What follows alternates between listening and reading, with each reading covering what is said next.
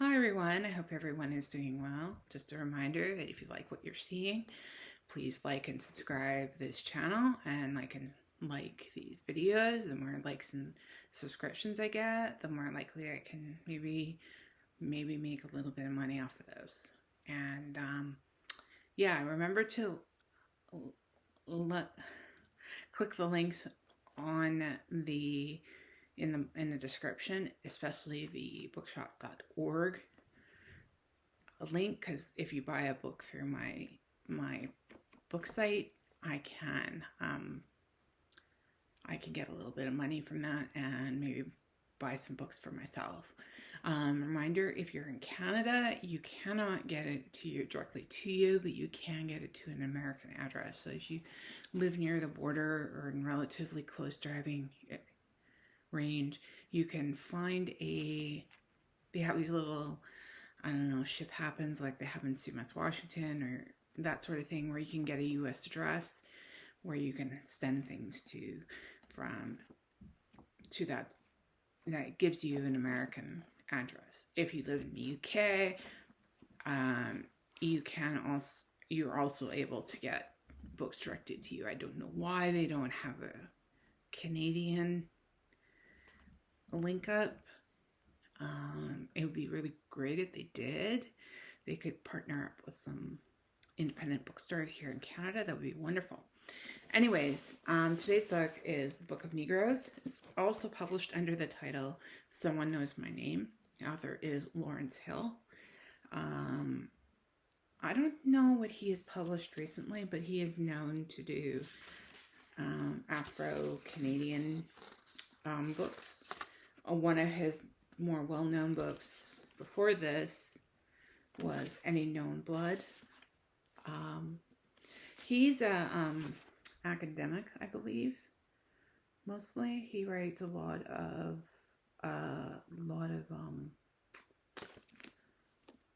I believe articles and such. But this was his big breakup book. It was published in, I believe, 2007. Could have been sooner than that, I don't know. Oh, it was right, 2007. So it's been about 20 years since this book came out, and it's still very popular. And it's very well written. It probably will become a classic. Just because it talks about the African experience from the time of capture as a slave to the time of starting to get freedom. And he follows the journey of a woman named Aminata Diallo from West Africa. She it starts out, she's an older woman, I would say probably in her 60s, maybe her 50s, I don't know, 50s or 60s. And she is telling her story. Basically, her life as a child and before her capture in West Africa, and then her story about her capture, and then it journeys from there to her time in South Carolina as a slave on an indigo plantation, and then as a slave in New York City just prior to the start of the Revolutionary War and during the Revolutionary War, and then her time in Shelburne, Nova Scotia, which was apparently a very I won't say launching pad, but it was the area where a lot of Black loyalists stayed. And then talks about how she went back to West Africa, just as it was starting to be, as the slave trade was starting to wind down. And then talks about her time in London, where she gets involved with the abolitionist movement.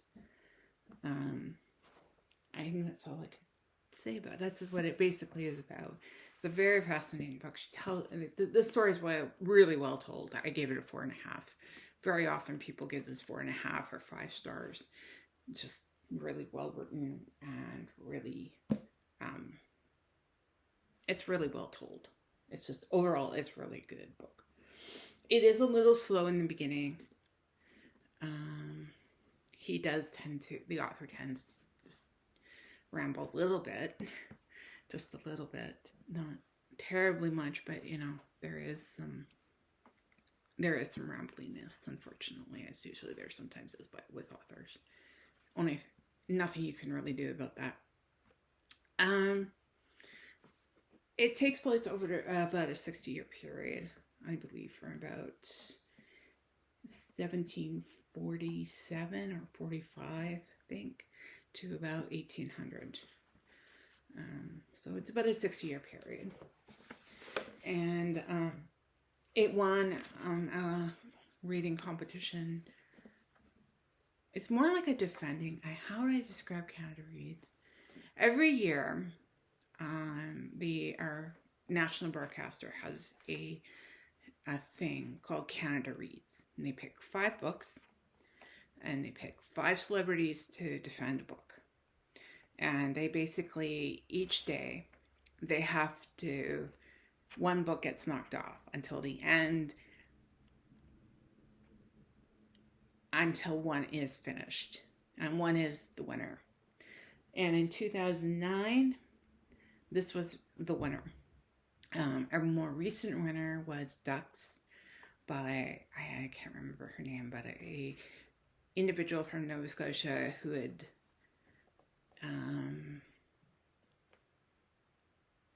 lived in the oil sands for over the course of a couple of years.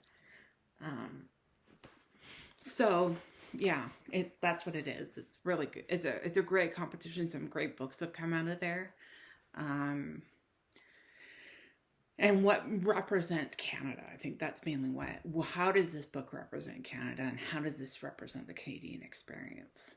Is mainly what it's about. So you've had all kinds of books, and it gives lesser known books really some publicity. Is really, I wouldn't have heard about Ducks had it not been for that. And I read that a few years ago and I really liked it.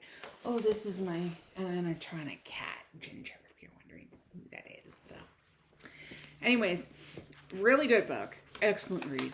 It is continually, I think people who read it continually like it. Even though there's some flaws. I mean, what book isn't perfect? I don't think there is a perfect book. There's a perfect book for a perfect time. I also I managed to pick up one time at a Take One, Leave One, and because I really liked the book and I saw this and I had to have it. I mean, it's like a $50 book, I think. It's really quite expensive. It's the illustrated edition of this book. So one thing they did was they put in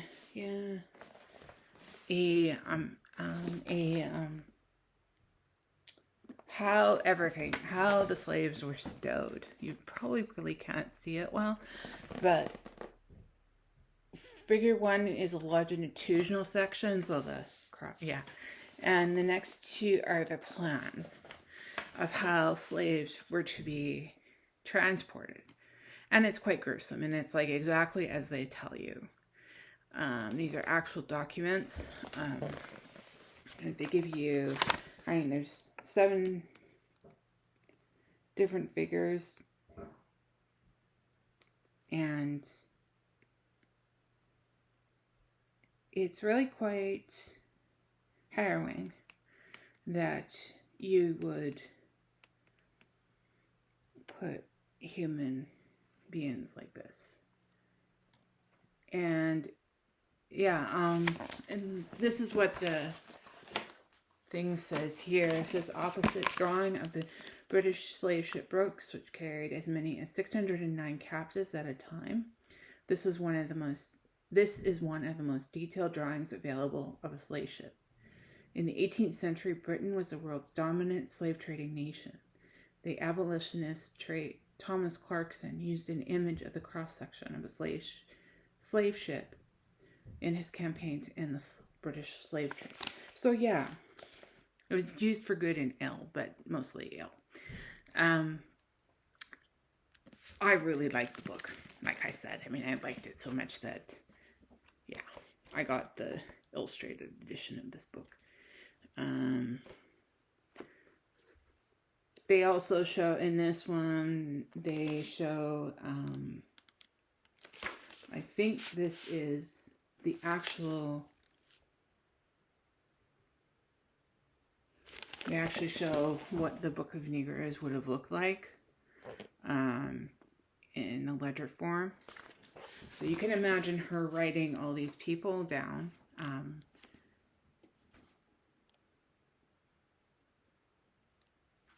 I don't know. They obviously have, like, here are the, here are the ledgers. I'll read you this a little bit on the side piece. There are up to 9 columns of information spread over 2 pages for each person named in the British Naval Ledger known as the Book of Negroes, which documents the exodus of blacks from Manhattan to safe British colonies, primarily Nova Scotia, at the end of the American Revolutionary War. The physical descriptions of the people are often mean-spirited or condescending. In the top row of this page, Jack High is given an age of 50, described as almost past his prime, and it's said to be sailing to the St. John's River, St. John, New Brunswick. It is also written that he was formerly a slave to Joseph Hyde, Fairfield, New England, and left him at 6 years past. Hyde had a JBC, or General Birch certificate, proving his military service to the British. Peter Bean is said to be a likely fellow. Betsy Black, 35, is to be an ordinary wench. And her son, William Black, 14, is a fine boy. Luke Spencer is said to be 25, and Abigail, his wife, 26, and is described as a stout wench with a small child. The last column of information under the heading Remarks on the right-hand side provides details about how the person became free or what he or she said during the war.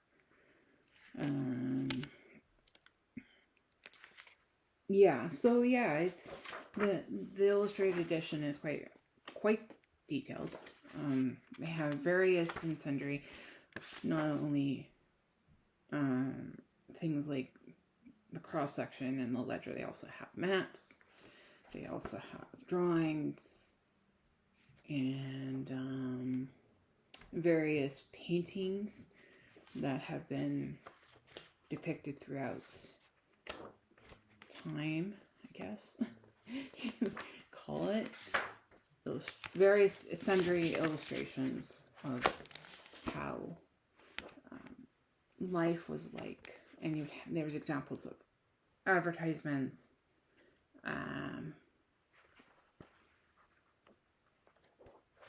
and other documentation. I think if I read it again, like I said earlier, I definitely would